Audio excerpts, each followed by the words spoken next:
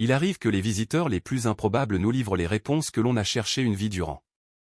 Pour Monique Duval, ce visiteur se présenta sur 4 petits sabots au cours de l'hiver le plus rigoureux que sa mémoire puisse convoquer dans ses chères Hautes-Alpes. L'âne miniature se matérialisa au seuil de sa maison de campagne, silhouette fragile et esselée dans l'étendue immaculée, visiblement affamée et à des lieues de la ferme du col, l'exploitation la plus proche. Elle le soigna avec la rigueur qu'elle mettait en toutes choses, le baptisa Grillon en raison du cliquetis de ses pas sur le parquet, et se promit de le restituer à son propriétaire au printemps. Grillon, cependant, nourrissait d'autres desseins. Chaque matin, avec une douce obstination, il la guidait au cœur de la sombre forêt de conifères, vers des endroits qu'elle n'avait jamais répertoriés sur ses cartes, mais qu'elle reconnaissait pourtant, une réminiscence qui lui serrait la gorge. Des lieux qui exhumaient de lointains souvenirs de son frère Stéphane, disparu 30 ans auparavant, ainsi que des secrets profondément enfouis dans l'histoire de sa famille. Quelle était l'intention de cette petite créature tenace? Monique Duval avait consacré 40 années à déchiffrer le langage de la faune sauvage. Elle connaissait les trajectoires des chamois dans la neige épaisse, pouvait identifier à 100 mètres la carcasse abandonnée par un lynx, et avait pisté plus d'ours bruns que la plupart des gens n'en verraient jamais. Ses mains, tannées et habiles à 67 ans, avaient enregistré des milliers de points GPS, produit d'innombrables rapports d'observation et enseigné l'art de la patience et de l'observation à 2 générations de gardes-faunes. Aujourd'hui, ses mêmes mains se crispaient autour d'une tasse en faïence ébréchée, tandis qu'elle contemplait, depuis la terrasse de la maison qu'elle avait bâtie elle-même, la première lueur du jour caressant les cimes des Alpes françaises. La demeure était perchée à 2800 mètres d'altitude, un refuge accessible seulement par un chemin forestier que l'hiver rendait impraticable de novembre à avril. Elle l'avait érigé seule en l'espace de 3 étés, hissant les matériaux sur son dos quand la piste était coupée, assemblant les madriers de mélèze avec la minutie héritée de son père, Pierre Duval. Chaque assemblage était parfait, chaque fenêtre orientée pour capter les variations d'humeur des montagnes. La pièce de vie faisait office de cuisine, de bibliothèque et de salon, chauffée par un poêle à bois chiné dans un vieux camp de forestier. Sa chambre n'était guère plus grande que son lit, mais ses besoins étaient simples. Une mezzanine accueillait son matériel, ses archives, la mémoire de 4 décennies au service de créatures qui ignoraient son nom. Elle avait quitté l'Office français de la biodiversité 8 mois plus tôt, restituant sa Renault 4 de fonction et son talkie-walkie par un bel après-midi de mai. Son supérieur, un homme qui aurait pu être son fils, lui avait serré la main en lui disant qu'elle était une légende. Elle avait souri en répondant que les légendes n'étaient que des gens qui avaient tenu bon assez longtemps. La réalité était plus prosaïque. Elle était lasse des réunions, de la bureaucratie, de constater la réduction des habitats naturels pendant que les comités se succédaient. Elle aspirait à finir sa carrière comme elle l'avait commencé, seule en montagne, avec pour seul juge sa conscience. Le passage à une retraite totale s'était avéré plus ardu que prévu. Durant 40 ans, sa mission avait été limpide, suivre, observer, protéger, documenter. Désormais, les jours s'étiraient, vides de tout emploi du temps, d'appels radio, de missions impérieuses. Par réflexe, elle tenait un journal chaque matin, y consignant la météo et les indices de présence animale. Elle coupait son bois, vérifiait ses panneaux solaires et maintenait son équipement en état de marche, bien qu'elle n'eût nulle part où aller. Une fois par mois, elle descendait à Saint-Véran pour ses provisions et pour appeler sa fille de la cabine de la bibliothèque. Sa maison était hors de portée du réseau mobile, et cela lui convenait. Sa fille, Sandrine Dubois, résidait à Lyon, où elle était administratrice d'hôpital et mère d'une adolescente, Chloé. Leur conversation était empreinte d'une politesse distante, celle de 2 personnes autrefois proches que la vie avait éloignées. Sandrine avait 12 ans quand Stéphane, le frère de Monique, avait disparu. Assez grande pour se souvenir du chaos qui s'ensuivit, mais trop jeune pour ne pas avoir besoin d'une mère qui ne soit pas dévorée par le chagrin et le remords. Sur ce plan, Monique avait failli.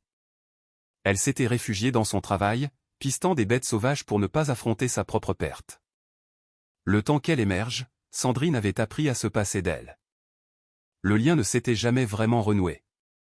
Le souvenir de Stéphane était une blessure chronique qu'elle avait appris à supporter. De 5 ans son cadet, il était aussi doux qu'elle était sauvage, passionné de poésie et de musique quand elle ne jurait que par les guides naturalistes et les cartes d'état-major. Son retour de la première guerre du Golfe l'avait transformé, il était devenu plus taciturne, plus tendu, en proie à de longs mutismes. Leurs parents n'avaient rien compris au syndrome de stress post-traumatique, y voyant une faiblesse plutôt qu'une séquelle de guerre. Monique avait bien tenté de l'aider, mais sa carrière la tenait souvent éloignée.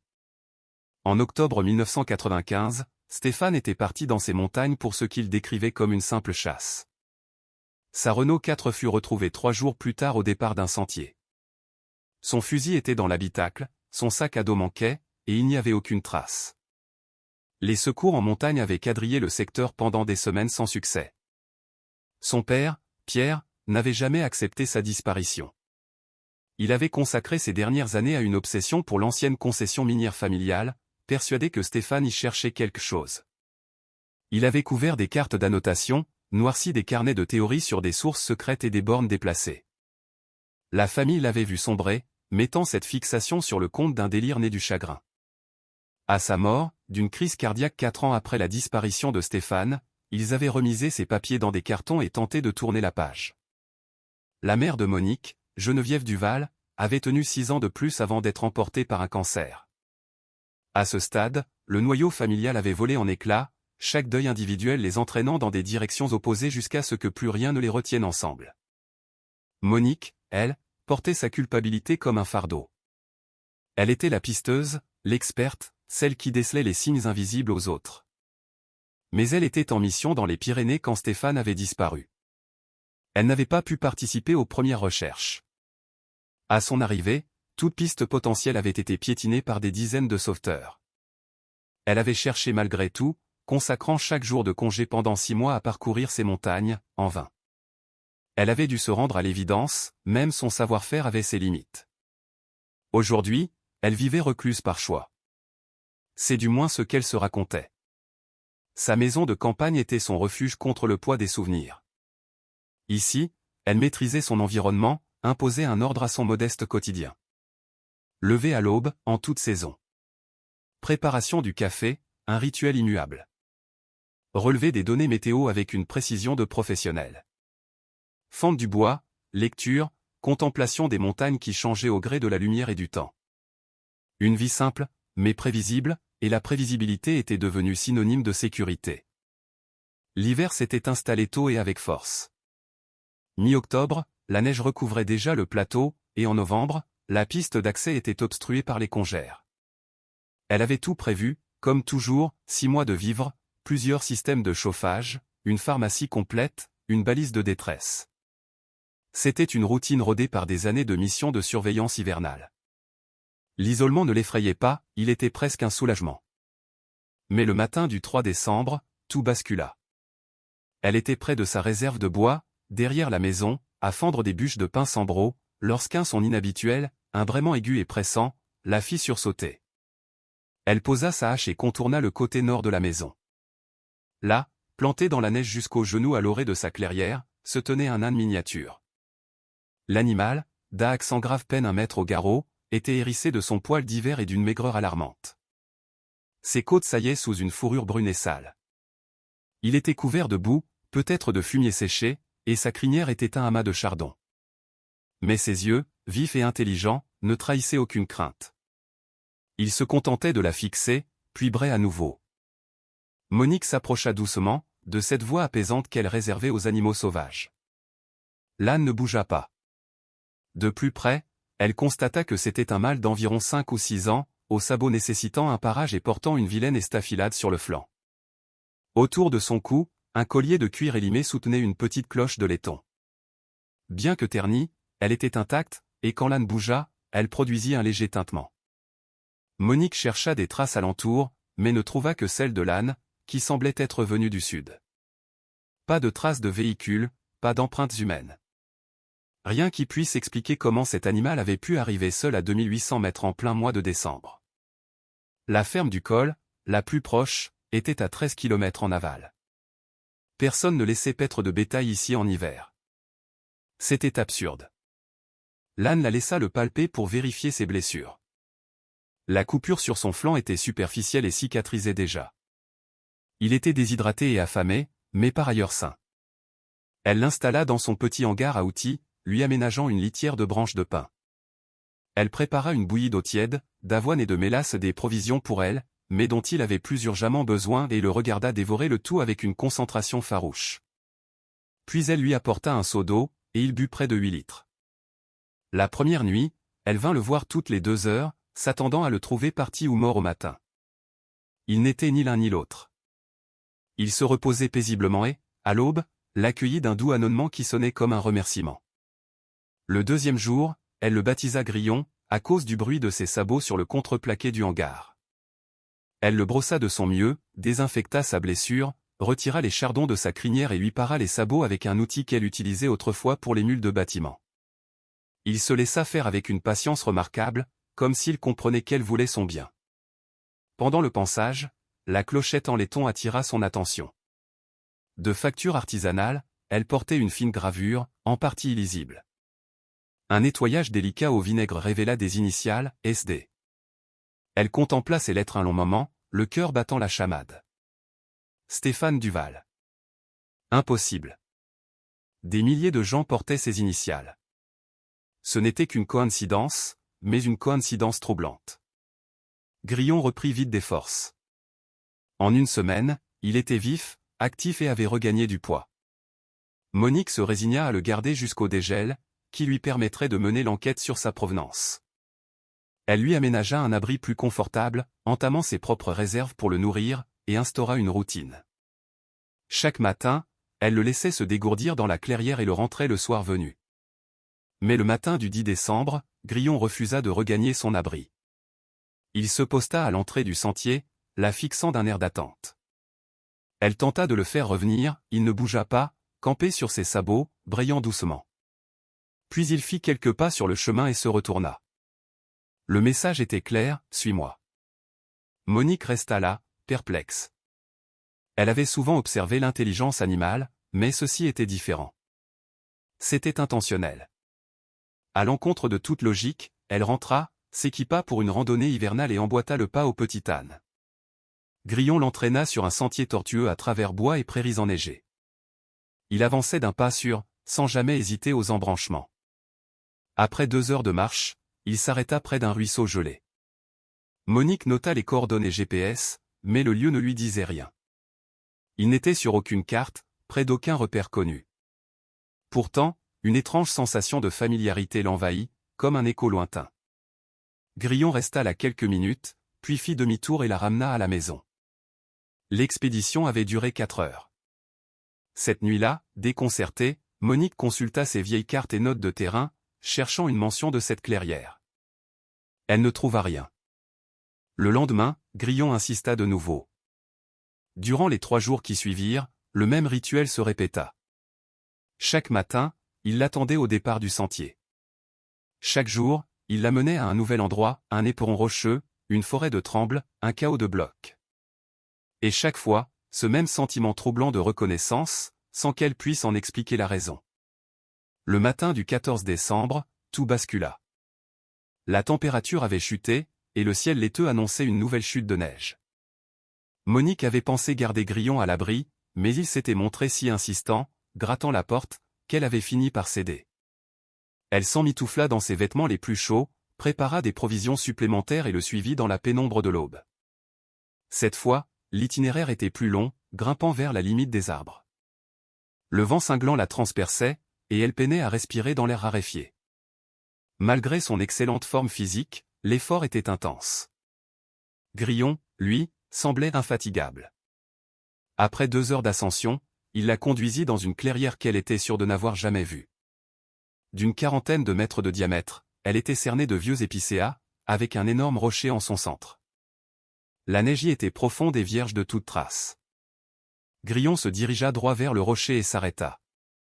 Monique s'approcha, balayant les lieux du regard par habitude.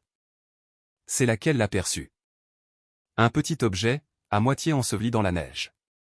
Elle s'agenouilla, dégagea la poudreuse et sentit son cœur s'emballer. C'était un couteau de poche, mais pas n'importe lequel. Un opinel aux manches en os patiné, avec son médaillon de laiton. D'une main tremblante, elle le ramassa, l'essuya et découvrit les initiales qu'elle y avait elle-même gravées 31 ans plus tôt, SD. C'était le couteau de Stéphane. Celui qu'elle lui avait offert pour ses 16 ans. Celui qu'il ne quittait jamais, poli par l'usage. Le couteau qui aurait dû être sur lui à sa disparition, ou retrouvé avec ses restes. Mais il était là, dans ses mains, dans cette clairière inconnue, comme s'il avait été perdu la veille et non 3 décennies plus tôt. La lame était intacte, le laiton non corrodé, le manche en parfait état. 30 hivers auraient dû le réduire en poussière. Au lieu de cela, il semblait à peine vieilli. Monique s'effondra dans la neige, le couteau serré dans son poing, son esprit s'égarant en conjectures insensées. Quelqu'un l'avait déposé là. Il avait été trouvé il y a des années et perdu récemment. Ce n'était pas le couteau de Stéphane, mais une copie identique. Chaque explication logique se heurtait à un mur. Qui? Pourquoi? Et puis, elle connaissait ce couteau, chaque rayure du manche, chaque usure du laiton. C'était bien le sien. Grillon se tenait près d'elle, l'observant de ses yeux sombres et pénétrants. Pour la première fois, elle s'adressa à lui comme à un être doué de raison. « Qu'est-ce que tu essaies de me montrer ?» Les souvenirs déferlèrent, vifs et douloureux. Le visage de Stéphane s'illuminant en découvrant son cadeau. Sa façon de s'en servir pour tout et rien. Le matin où elle avait identifié sa Renault 4, avec la certitude écrasante d'une catastrophe. Les recherches, le vide, l'espoir qui s'éteint. Et maintenant, ceci. Elle se força à se relever, à réactiver son esprit de pisteuse. Elle photographia le couteau, l'endroit exact de la découverte, le paysage. Elle nota les coordonnées GPS et prit des notes. Puis elle inspecta la clairière plus en détail. Le rocher était de granit, ancien et lisse. La neige alentour était vierge. Aucune trace humaine récente. Mais en faisant le tour, une idée la frappa. La clairière elle-même semblait importante, comme un lieu visité dans son enfance.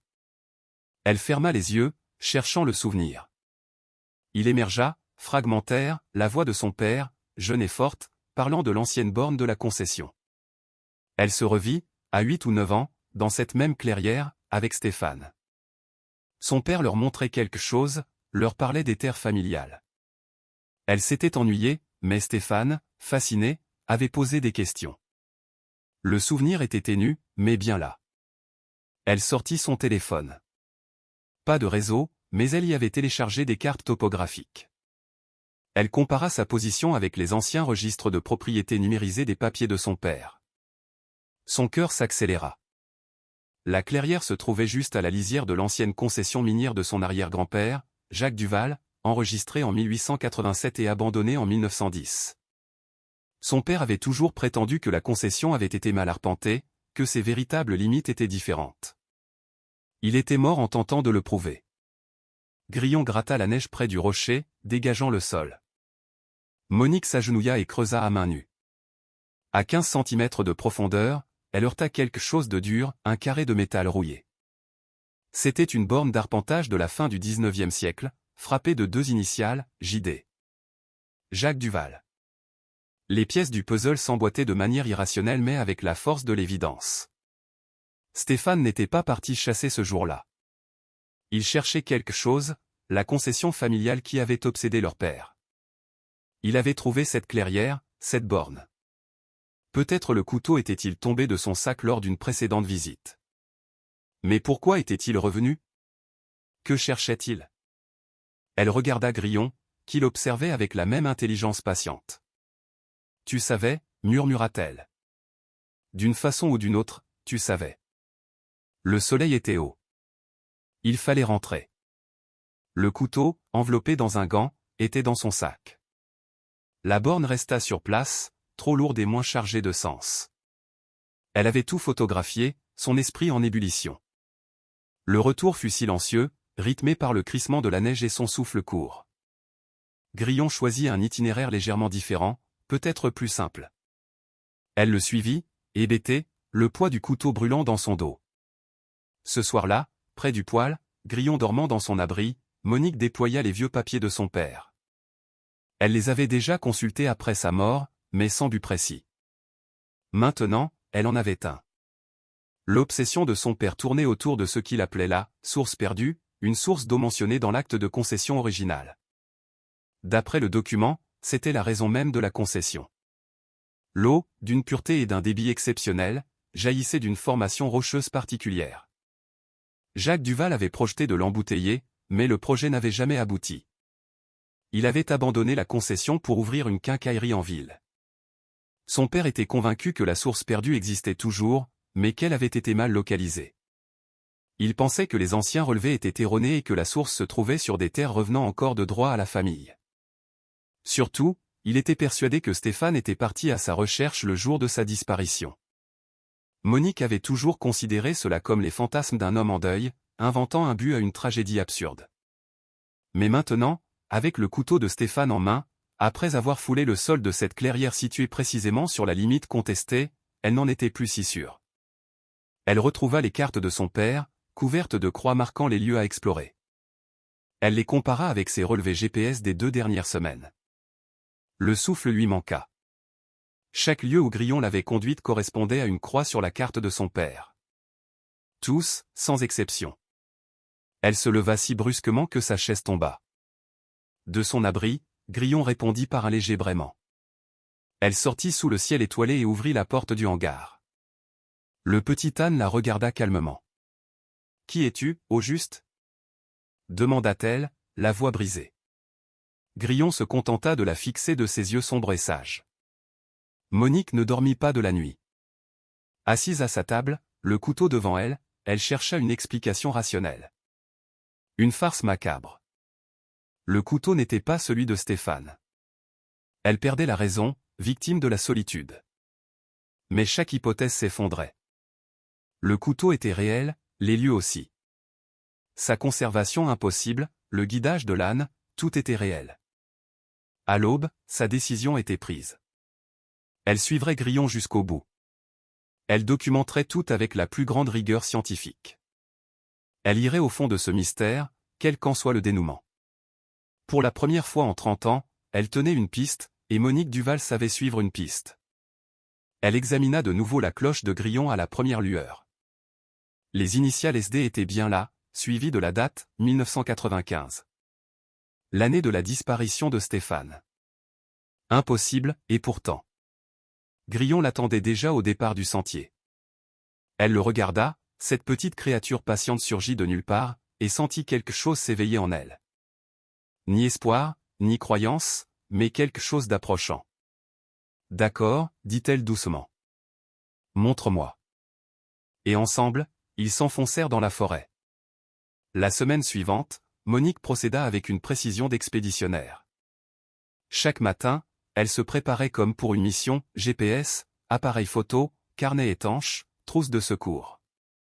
Elle documenta chaque lieu indiqué par Grillon, coordonnées, photos, observations détaillées. Elle confronta chaque site aux cartes de son père et à sa propre connaissance du terrain.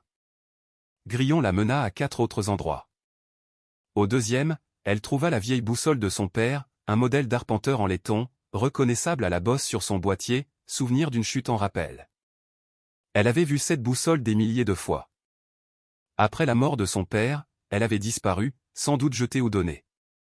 Elle était là, posée sur une pierre plate sous la neige, comme si elle l'attendait. La boussole fonctionnait, mais de façon étrange. L'aiguille, au lieu d'indiquer le nord, tournait de manière erratique avant de se stabiliser vers le nord-ouest, plus haut dans la montagne. Sa propre boussole, elle, fonctionnait parfaitement. Celle de son père semblait sensible à une autre force que le magnétisme terrestre. Au troisième site, il n'y avait rien, mais le lieu lui était intensément familier, un petit col où s'écoulait la fonte des neiges. Les souvenirs affluèrent. Son père les avait amenés ici, elle et Stéphane, quand elle avait une dizaine d'années. Il était exalté, leur expliquant que c'était le bassin versant de la source perdue. Sa mère s'était plainte de la longue marche. Stéphane, 7 ans, avait écouté leur père avec fascination. Le 4e site livra un fragment de gourde militaire. Elle reconnut immédiatement l'inscription « US Army » sur le plastique vert. C'était celle de Stéphane, qu'il utilisait encore des années après son service. Elle était coincée dans les branches d'un arbre tombé. À l'intérieur, un sachet en plastique étrangement préservé contenait des herbes séchées. Elle prit soin de ne pas contaminer l'échantillon. La plante ressemblait à de la sauge, mais d'une variété inconnue. Elle dégageait un parfum vif et pénétrant. Monique prit une décision difficile, elle avait besoin d'un avis d'expert, mais sans tout révéler. Le lendemain, elle chaussa ses raquettes pour rejoindre sa Renault 4, où elle gardait son téléphone satellite. De là, elle appela le professeur Jean-Pierre Leclerc, un anthropologue à la retraite de l'université de Grenoble avec qui elle avait collaboré. Un homme vif d'esprit et peu enclin aux conclusions hâtives. Monique Duval, dit-il chaleureusement. Je vous croyais en hibernation. Presque, répondit-elle. Jean-Pierre, j'aurais besoin de votre expertise, de manière officieuse. Elle lui décrivit les herbes, sans préciser leur provenance, et lui envoya des photos. Après un long silence, il répondit. C'est de la sauge blanche, Salvia apiana. Mais la façon dont elle est fagotée est rituelle. C'est une préparation pour les cérémonies de purification amérindiennes, les quêtes de vision. Où avez-vous trouvé ça? Dans une vieille cache. Possiblement liée à un usage historique du site. Historique de quand? 30 ans, peut-être. Nouveau silence. Monique, on ne trouve pas ce genre de préparation par hasard. Quelqu'un s'adonnait à une pratique spirituelle délibérée. C'est typique d'une préparation à un voyage dans un lieu sacré. Un frisson l'a parcouru. Un lieu sacré? Les traditions ancestrales de ces montagnes parlent de lieux de passage, où la frontière entre le monde physique et le monde spirituel est mince. Des sources, des grottes. On s'y préparait par le jeûne, la prière et des herbes comme celle-ci. Dans quel but? Pour chercher la guérison, une vision, une transformation. Les quêtes de vision sont une affaire sérieuse. Si quelqu'un se préparait à une telle expérience, que pourrait-on trouver sur place? Cela varie. Souvent des offrandes, pierres, tabac, farine de maïs. Parfois des marques délimitant l'espace sacré. Et toujours une destination précise, une source, une grotte. Elle le remercia et raccrocha. Sur le chemin du retour, les pièces du puzzle s'assemblaient. Stéphane, traumatisé par la guerre. Leur père, obsédé par la source perdue. Et si Stéphane avait découvert la dimension spirituelle de cette source? S'il l'avait cherchée, non pour l'eau, mais pour la guérison? Ce n'était qu'une hypothèse, mais elle tenait la route. Le soir, elle examina de nouveau la clochette à la loupe. Outre SD 1995, de minuscules chiffres étaient gravés à l'intérieur. Des coordonnées. Elle les reporta sur sa carte. Elle désignait une combe isolée à 10 km au nord-ouest, qu'elle avait étudiée des années auparavant sans y trouver rien de notable. Mais elle cherchait alors des habitats, pas un sens caché. Grillon bougea dans son abri. Une évidence la frappa. L'âne était apparu au cœur de l'hiver, dans un lieu improbable. Il était venu à sa porte, à elle spécifiquement. Il portait une cloche avec les initiales et l'année de la disparition de son frère. Il l'avait guidé vers les lieux marqués par son père. Ce n'était pas une coïncidence.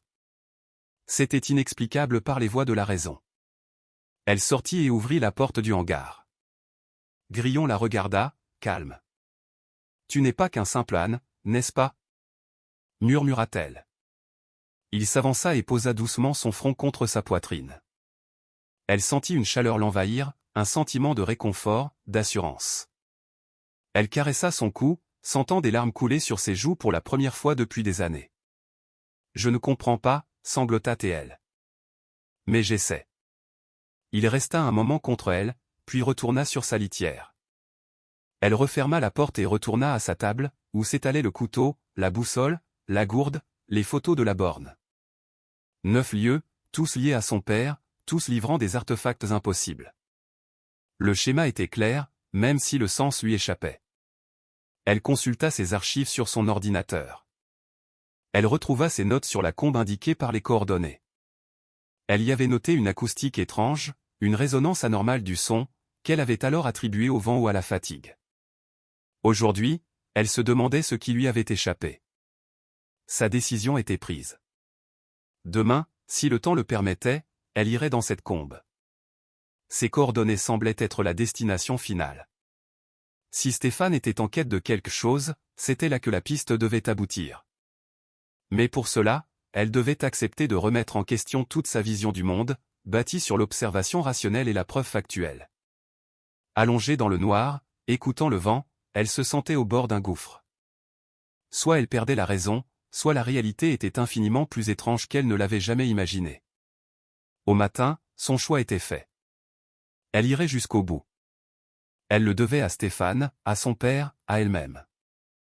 Le temps changea avant l'aube. Une odeur de neige et un silence pesant la réveillèrent. La météo annonçait une forte tempête. Elle avait environ 6 heures avant que tout déplacement ne devienne périlleux. Grillon l'attendait déjà. Elle avait préparé un sac de survie pour la nuit et programmé les coordonnées sur son GPS. Elle laissa une note sur la table, détaillant son itinéraire. Une vieille habitude de terrain. Ils partirent dans la lumière blafarde, Grillon pressant le pas. Le message était clair, il fallait arriver avant la tempête. Le chemin était ardu, à travers un terrain accidenté qu'elle ne connaissait que par ses cartes. Grillon se faufilait avec une agilité surprenante. Après 3 heures, ils atteignirent la Combe, une cuvette d'environ 200 mètres de diamètre, cernée de falaises. La forêt y était ancienne, la neige immaculée. Une atmosphère irréelle. Grillon la mena près d'un amoncellement de rochers. Il s'arrêta hébré une fois. Le son résonna étrangement, semblant venir de partout à la fois. Elle le sentit aussitôt, ce que Jean-Pierre avait appelé un « lieu de passage ». L'air était différent, vibrant, picotant sur la peau. L'acoustique était anormale. Une odeur minérale, pure, flottait. Entre 2 énormes rochers, elle aperçut une ouverture étroite, menant quelque part. Ce n'était pas une grotte naturelle, mais un passage construit, des pierres savamment ajustées. Un travail ancien, de l'époque de son arrière-grand-père. Grillon s'y engouffra, et elle le suivit. Le passage, long de 5 mètres, débouchait sur une petite chambre. Au centre, un cairn de pierre plate formait une sorte d'autel. Dessus, une boîte en métal, scellée à la cire. Les mains tremblantes, elle la souleva. Elle était légère. Le seau portait les initiales JD. Dehors, les premiers flocons tombaient. Le vent se levait. Elle devait trouver un abri, mais elle ne put résister. Elle brisa le seau et ouvrit la boîte. À l'intérieur, enveloppé dans une toile cirée, un journal relié en cuir. Elle l'ouvrit. C'était l'écriture de son père, datée de 2 mois avant sa mort. Les larmes l'aveuglèrent. Elle se força à lire. Les premières pages documentaient méthodiquement ses recherches sur la source perdue. Puis le ton devenait plus pressant. Il parlait de rêves où Stéphane tentait de communiquer avec lui. Il décrivait la découverte de la borne d'arpentage. Il émettait l'hypothèse que la source se trouvait dans un « espace mouvant », un lieu qui n'existait pas dans la géographie conventionnelle, citant des légendes autochtones et des anomalies géologiques. Puis elle arriva à la page qui lui coupa le souffle. « Je l'ai vu », écrivait son père. « La nuit dernière, dans un rêve d'une clarté inouïe, Stéphane m'a montré. Il était près d'une source qui ressemblait à de la lumière liquide. Il était en paix, guéri de la guerre. Il m'a dit, la source existe dans un pli du temps et de l'espace. Il l'avait trouvée, par hasard ou par nécessité, et y avait trouvé le silence après la guerre dans sa tête. Il y est depuis. Pour lui, quelques mois ont passé, mais il sait que ce sont des décennies pour nous. Il veut rentrer, mais il a besoin qu'on lui ouvre le chemin. » Le journal continuait. « Je sais que cela paraît fou. Mais la source est réelle. Les vieilles légendes en parlent. Mes rêves de Stéphane sont trop précis pour n'être que des rêves. Il communique. Je vais trouver le moyen de le rejoindre. Je vais ramener mon fils. » Le journal s'arrêtait là. Son père était mort 3 semaines plus tard. Assise dans la neige tourbillonnante, Monique sentit le sol se dérober. Son père n'était pas fou. Il était sur le point de réussir. Elle regarda Grillon. « Tu es venu achever son œuvre, n'est-ce pas ?» L'âne brait doucement, et le son fit écho, comme si la combe répondait.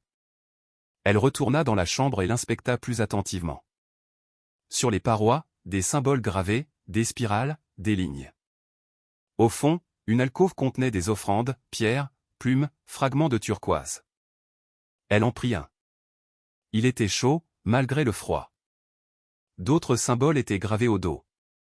Elle le mit dans son sac avec le journal, photographia le reste et sortit. La tempête faisait rage. La visibilité était presque nulle. Grillon prit la tête, et elle le suivit. Ils atteignirent la maison à la nuit tombée, épuisée, frigorifiée. Elle installa Grillon, puis s'effondra à l'intérieur. Toute la nuit, elle lut le journal de son père. Lentement, l'incroyable vérité se dessina. La source perdue était réelle, un lieu hors du temps où Stéphane s'était réfugié pour guérir. Le temps s'y écoulait différemment. Il était prêt à revenir, mais avait besoin d'aide. Grillon était cette aide, un guide, un messager. Le journal de son père mentionnait des esprits guides animaux dans les traditions autochtones. Était-il esprit ou chair? Peu importait. Les dernières pages du journal esquissaient un rituel. Visiter les lieux marqués, dans l'ordre, avec les bonnes offrandes, pourrait ouvrir un passage. Il était mort avant de pouvoir l'accomplir. Monique réalisa que Grillon l'avait conduite à 9 des 10 lieux marqués par son père. Il en restait un. Et après? Elle prit sa décision. Elle terminerait ce que son père avait commencé. Elle irait jusqu'au bout de la séquence. Elle ouvrirait la porte, 6 portes il y avait. La tempête dura 3 jours. Monique étudia le journal, organisa les artefacts sur sa table. Puis elle appela Sandrine. La conversation fut la plus difficile de sa vie. « Maman, » dit Sandrine, surprise. « Tout va bien ? » « Il faut que je te dise quelque chose, » commença Monique. « Et écoute-moi jusqu'au bout avant de penser que je suis folle. » Elle lui raconta tout, l'âne, les artefacts, le journal, sa conclusion. Un long silence suivit. « Maman, je m'inquiète pour toi. » La solitude. « Je sais ce que tu penses. Que je me suis inventé une histoire pour ne pas accepter la mort de Stéphane. » Les mots firent mal, car elle se l'était dit à elle-même. « J'ai tout documenté, Sandrine. Photos, coordonnées, objets. Si je délire, c'est avec une logique implacable. Ou alors tu vois ce que tu veux voir. Le biais de confirmation. J'ai passé une semaine à essayer de trouver une faille. Je n'en trouve pas. Quelque chose de réel se passe ici. » Nouveau silence. « Que attends-tu de moi? Que tu saches. S'il m'arrive quelque chose. » Sa voix se brisa. « Et que tu comprennes que ce n'est pas une fuite. C'est la première piste que j'ai en 30 ans. Je suis une pisteuse, Sandrine. Je ne peux pas l'ignorer. » Sandrine soupira. « Je ne peux pas t'en empêcher. » « Non. Mais je peux venir. Donne-moi 2 jours. » « Tu n'es pas obligé. »« Maman, tu veux traquer une source magique avec un âne médium pour retrouver ton frère mort. »« Si, je suis obligé. » Monique sourit malgré elle. « Promets-moi de ne rien faire avant mon arrivée. » « Promis. » Elle se sentit soulagée. Le secret était partagé. Grillon la rejoignit. « On attend Sandrine, » lui dit-elle. 2 jours de patience. L'âne posa son nez sur son front. Elle se prépara, matériellement et spirituellement, se documentant sur les rituels d'offrande. Elle rappela le professeur Leclerc. « Jean-Pierre, hypothétiquement, comment approcher un lieu de passage avec respect? » « Hypothétiquement. » dit-il, amusé et inquiet. « Monique, qu'est-ce que vous manigancez? » « Je ne sais pas encore. L'intention est primordiale.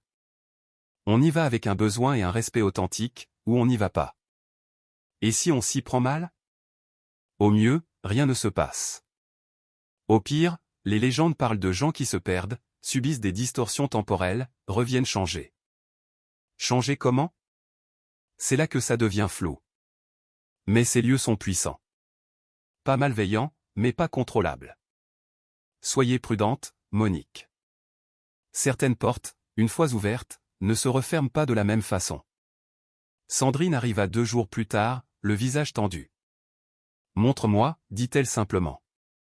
Monique lui montra tout. Puis elle la conduisit à Grillon. Sandrine le regarda, stupéfaite. Elle s'approcha, tendit la main. L'âne y posa sa tête. Elle vit la cloche, la gravure. SD 1995, souffla-t-elle. Ce n'est pas possible. Je sais. Mais ça arrive. De retour à la maison, Sandrine lut le journal de son grand-père. Monique la retrouva en larmes.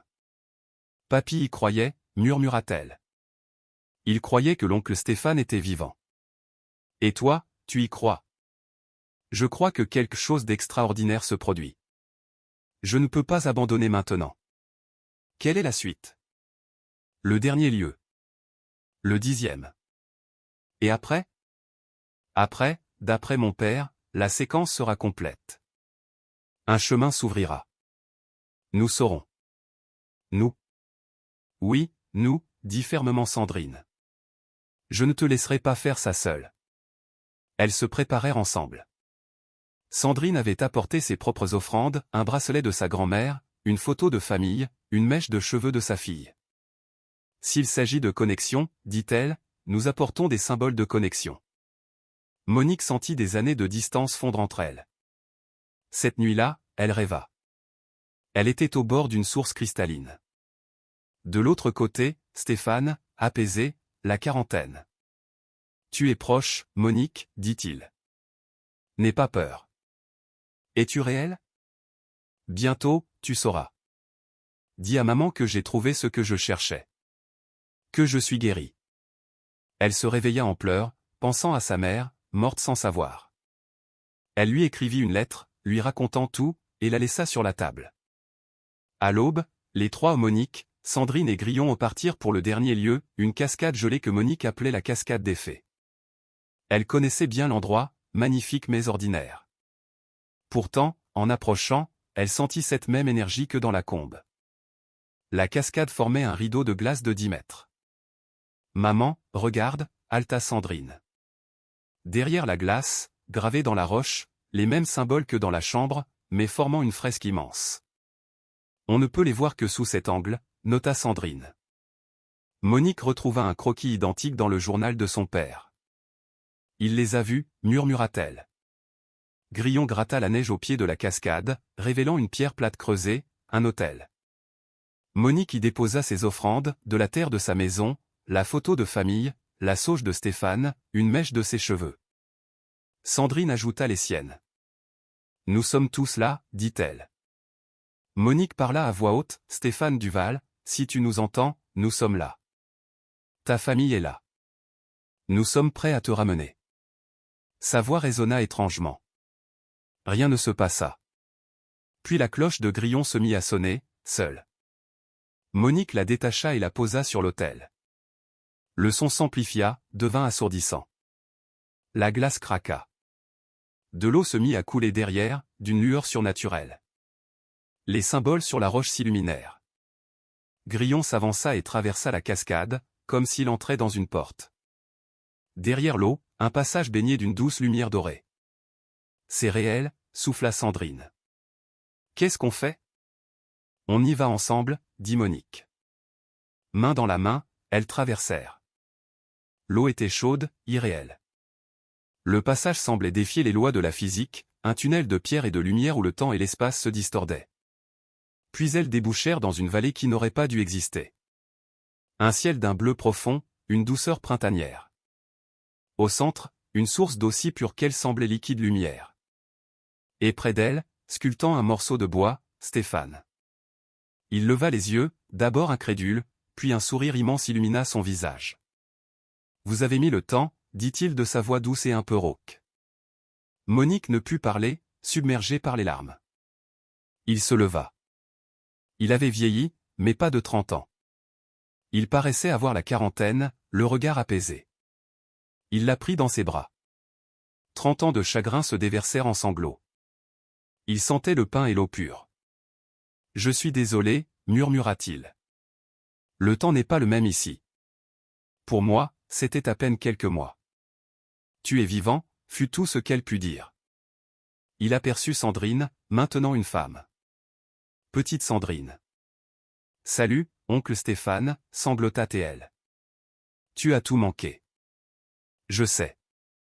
Pardonne-moi. Il l'étreignit, et ils restèrent là, tous les trois, une famille enfin réunie. Grillon était près de la source, son apparence plus éthérée. Merci, lui dit Monique. L'âne posa son nez sur sa main, puis se fondit dans la lumière de la source. Il est venu vous chercher, expliqua Stéphane. La source, cet endroit, a une conscience. Quand j'ai été prêt à revenir, j'ai demandé de l'aide. Grillon est apparu. Pourquoi cette longue piste? Parce que tu devais choisir d'y croire. Suivre des indices, c'est ta nature. Il t'a donné une piste que tu pouvais suivre.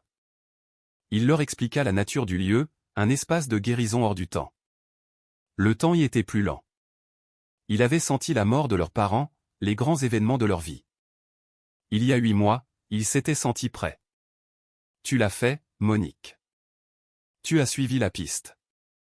Tu as ouvert la porte. Ils parlèrent pendant ce qui sembla des heures, comblant le fossé de 30 ans. Stéphane lui offrit un bâton de marche qu'il avait sculpté pour elle. Puis il remplit une gourde à la source. Il faut partir.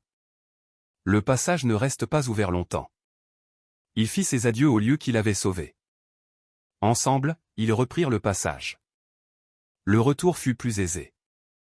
Ils émergèrent de la cascade dans le froid glacial du crépuscule. Derrière eux, la cascade se figea de nouveau, le passage refermé. Stéphane grelottait. Sandrine lui donna sa parka. Il faut descendre, ordonna Monique. Ils le soutinrent. Sandrine appela les secours en montagne.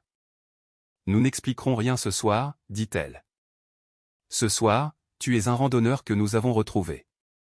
Un secouriste, Michel Bernard, les récupéra en déneigeux sans poser de questions. À la maison, les gestes du quotidien les ramenèrent à la réalité. Cette nuit-là, Monique et Sandrine mirent au point leur histoire. Légalement, il est mort, dit Monique. On dira la vérité simple, TSPT, vie d'ermite, retour à la famille. Les gens y croiront. La vraie vérité, on la garde pour nous. Les semaines suivantes furent un casse-tête administratif. Les médecins trouvèrent Stéphane en excellente santé pour son âge. Les psychologues le jugèrent équilibré. Le professeur Leclerc vint écouter l'histoire en privé. Certaines vérités ne peuvent être prouvées, seulement observées, dit-il.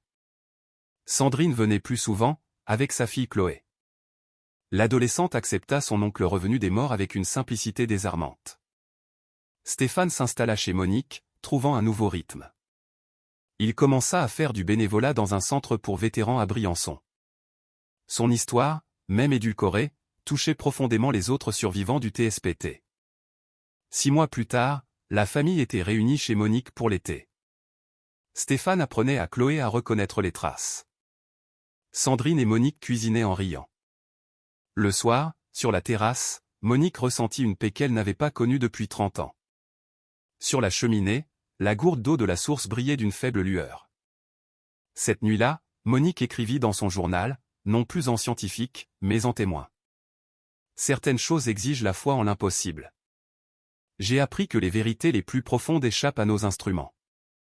L'amour transcende le temps. Grillon est apparu et m'a rendu mon frère. C'est le seul fait qui compte. Elle regarda par la fenêtre. À la lisière de la forêt, des empreintes de sabots fraîches menaient vers la maison, puis s'éloignaient. Elle sourit. Certains guides ne partent jamais vraiment. Elle ouvrit la porte, inspira l'air frais et murmura « Merci ». La forêt sembla frémir en réponse. Le lendemain, elle et Stéphane prirent le café sur la terrasse. « Est-ce que ça te manque ?» demanda-t-elle. « Parfois, » admit-il. « Mais la connexion, l'amour, ça vaut plus. C'est ce qui donne un sens à la paix. Tu m'as sauvé, Monique. Tu es rentrée. C'est tout ce qui comptait. » La vie normale, miraculeuse, reprenait son cours. Et dans la forêt, une petite silhouette veillait, prête à guider le prochain perdu à travers l'impossible. Monique leva sa tasse vers la forêt, vers le mystère qui lui avait rendu son frère. Quelque part, une cloche tinta doucement. Les montagnes, immuables, gardaient leurs secrets, n'offrant-leur donc à ceux qui osaient croire que certaines pistes, aussi impossibles soient-elles, méritent d'être suivies jusqu'au bout. Elle se leva. La journée commençait. Ordinaire, précieuse, impossible. Monique, la pisteuse, avait enfin trouvé ce qu'elle cherchait, l'espoir réalisé, la famille réunie, l'amour plus fort que le temps. C'était tout. Et c'était suffisant. Dans la forêt, Grillon disparut dans la brume matinale. Son travail était fait. Jusqu'à la prochaine fois.